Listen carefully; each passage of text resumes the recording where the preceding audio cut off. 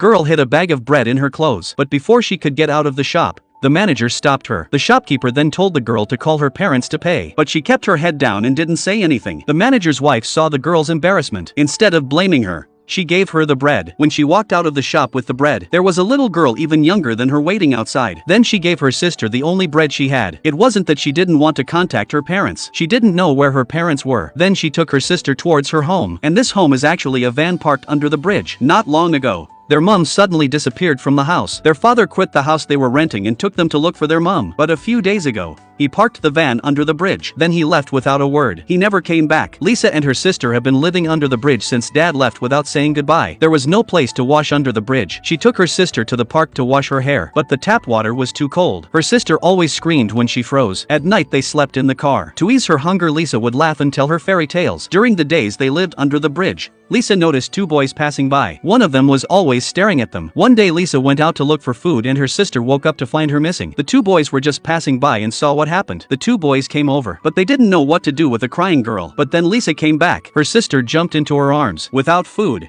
she and her sister would be hungry all night. Perhaps they had heard their sister's cries of hunger before they left. That night, the two boys brought a whole box of chicken legs. Lisa was too timid to accept the kindness of strangers, but her young sister took the chicken drumsticks. Lisa didn't realize that the boy had prepared the chicken legs especially for them. Unlike Lisa, the boy, Jack, had a nice family. His parents ran a small restaurant down the street. They weren't rich, but they had enough to live on. Jack was always followed by a tall, strong boy named Carl. The two of them were classmates and friends. Carl lived with his divorced mother, but Carl's mom often didn't come home for days at a time. Jack knew about Carl's situation, so he used to take Carl to his house for dinner. And Jack's parents didn't say anything. They'd make an extra meal for Carl every time. Lisa's place was right next to where they came home from school. Jack had been watching them for days. He realized that they had been abandoned by their parents. So that night at dinner, he lied and said he was hungry and asked his mom to make more food. He secretly packed the chicken drumsticks she had made. Then he lied that he was taking Carl home. Then he went under the bridge and asked Carl to deliver the chicken fingers to the sisters. The next day,